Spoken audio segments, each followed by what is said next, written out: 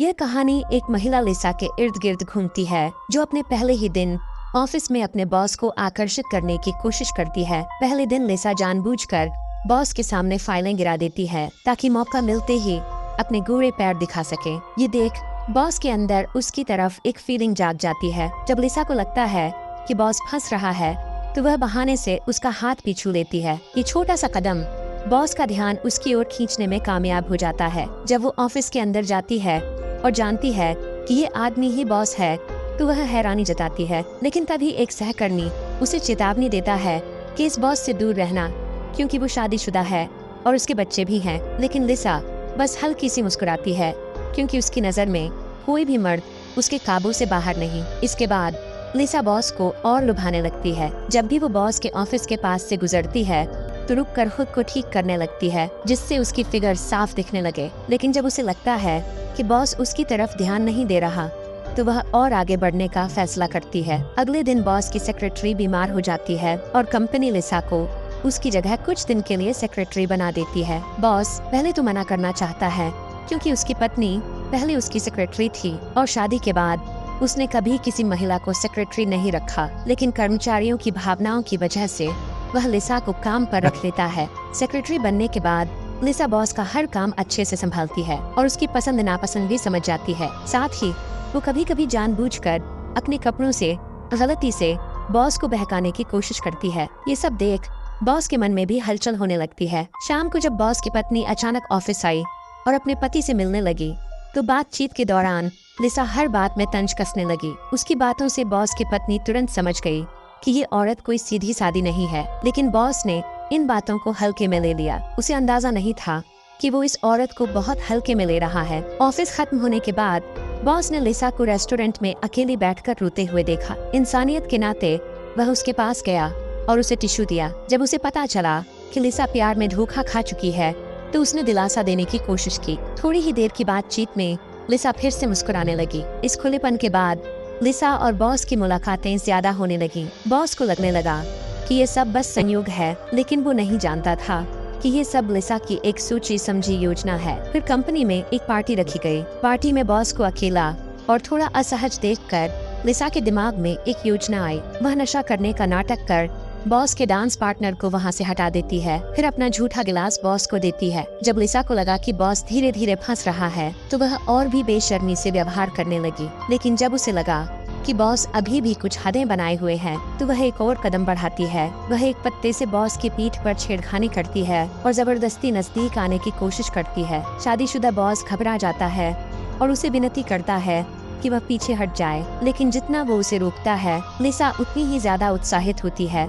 आखिरकार बॉस गुस्से में आकर उसे धक्का देता है और बाथरूम से बाहर निकल जाता है। डरा हुआ बॉस जब लिफ्ट में चढ़ता है ताकि घर जा सके तभी लिसा की नजर अब कंपनी के दूसरे सबसे बड़े अधिकारी पर पड़ती है। अगले दिन जब बॉस ऑफिस आता है तो लिसा उससे ऐसे मिलती है जैसे कुछ हुआ ही ना हो। वो अपना चेहरा छुपाने का नाटक करती है लेकिन फिर भी आराम से अपने काम में लगी रहती है। ये देखकर बॉस को थोड़ी राहत मिलती है, लेकिन ये राहत ज्यादा देर नहीं टिकती क्योंकि जब वो शाम को अपनी गाड़ी में बैठने ही वाला होता है लिसा फिर अचानक आकर उसकी गाड़ी में बैठ जाती है। जब लिसा ने कहा कि वो माफी मांगने आई है तो बॉस ने राहत की सांस ली। लेकिन जल्द ही उसे समझ आ गया कि लिसा को कोई पछतावा नहीं है, बल्कि वो और भी ज्यादा बेशर्मी से पेश आने लगी। इससे तंग आकर बॉस ने गुस्से में उसे डांट लगाई और आखिरकार उसे अपनी कार से उतार दिया और तेजी से वहाँ से निकल गया। घर लौटकर वो ये सब अपनी पत्नी को बताना चाहता था, लेकिन उससे पहले ही उसकी पत्नी उदास थी। जब उसने पूछा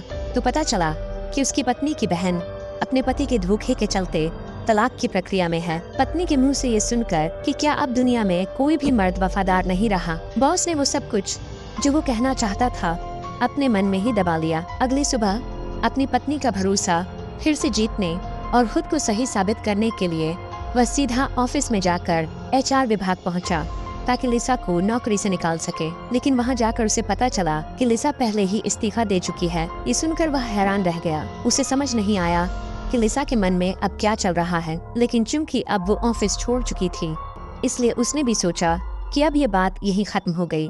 उसे लगा कि लिसा की कहानी अब बस एक बीते हुए हादसे की तरह धीरे धीरे सबके दिमाग से मिट जाएगी। लेकिन कुछ ही समय बाद कंपनी की एक पार्टी में अचानक से लिसा बहुत सज धज कर उसके सामने आ गई। इससे पहले कि वो कुछ कहे, बॉस ने उसे फौरन डांटते हुए दूर रहने को कहा। पर जब वो मुड़ा, उसी पल लिसा ने चुपके से उसके गिलास में सफेद पाउडर मिला दिया। थोड़ी देर में बॉस को चक्कर आने लगे और पार्टी के बाद वह होटल के अपने कमरे में जाकर बेहोश होकर सो गया। उसे बिल्कुल अंदाजा नहीं था कि उसी समय लिसा चुपचाप उसके कमरे में घुस चुकी थी। अगली सुबह जब बॉस की नींद खुली तो उसे पिछली रात की कोई भी बात याद नहीं थी। उसने थोड़ा नाश्ता किया और फिर कमरे में वापस जाकर आराम करने की सोची। लेकिन जैसे ही उसने कमरे का दरवाजा खोला, उसके सामने एक ऐसा दृश्य था जिसने उसके होश उड़ा दिए। जब बॉस ने कमरे का दरवाजा खोला तो उसने देखा कि उसकी पूर्व महिला कर्मचारी लिसा उसके बिस्तर पर अर्धनग्न हालत में लेटी हुई थी। ये देखकर वह बिल्कुल स्तब्ध रह गया।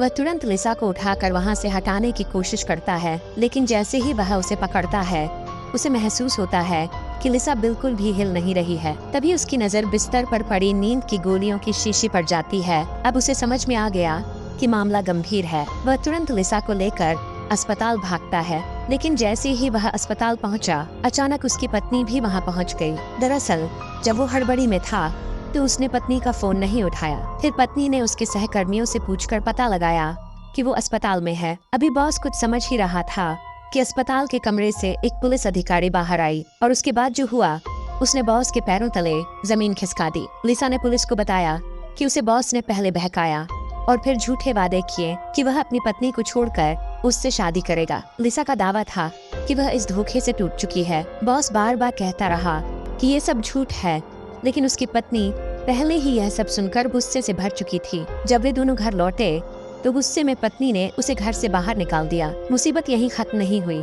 कंपनी के वरिष्ठ अधिकारियों ने यह मामला जानने के बाद फैसला किया कि बॉस को कुछ दिनों की छुट्टी पर भेजा जाए ताकि वह अपने निजी मामलों को सुलझा सके। इसी बीच इस केस की जांच कर रही महिला पुलिस अधिकारी भी उससे मिलने आई। उसने बॉस के सामने लिसा की डायरी रखी, जिसमें हर जगह ये लिखा था कि कैसे बॉस ने उसे बहकाया। बॉस ने अभी तक एक शब्द भी नहीं कहा था कि महिला अधिकारी ने बताया लिसा अब इस शहर में नहीं है, उसे उसकी बहन दूसरे शहर ले गई है। ये सब सुनने के बाद बॉस ने आखिरकार राहत की सांस ली। भले ही उस पर झूठा आरोप लगा था, लेकिन अब जब लिसा शहर छोड़कर जा चुकी थी तो उसे लगा कि अब और कुछ कहने का कोई मतलब नहीं। फिर समय बीतता गया। 3 महीने बीत गए। उसकी पत्नी का गुस्सा भी अब ठंडा हो चुका था और उसने उसे माफ कर दिया था। सब कुछ फिर से सामान्य हो गया था, लेकिन किसे पता था कि जो कहानी खत्म हो चुकी लग रही थी, वो एक और तूफान लेकर आने वाली है।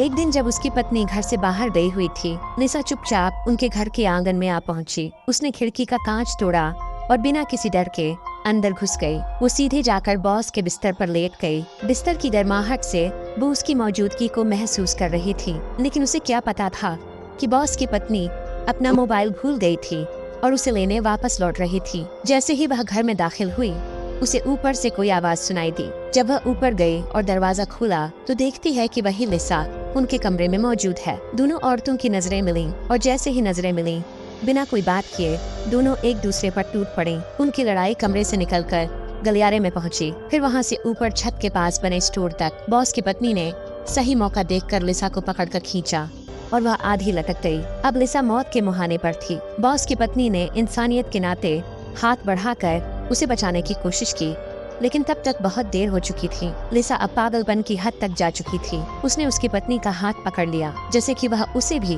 अपने साथ खींचकर नीचे गिराना चाहती हो। बॉस की पत्नी ने किसी तरह उसकी उंगलियों को जबरदस्ती छुड़ाया और लिसा नीचे गिर गई। उसे अपने कर्मों की सजा मिल चुकी थी। जब बॉस घर पहुंचा और अपनी पत्नी को सही सलामत पाया, उसने चैन की गहरी सांस ली। आपने इस कहानी से क्या सीख ली? कमेंट में शेयर करें। आपको मेरी कोशिश पसंद आई हो तो लाइक करें और चैनल को सब्सक्राइब कर लीजिए। धन्यवाद।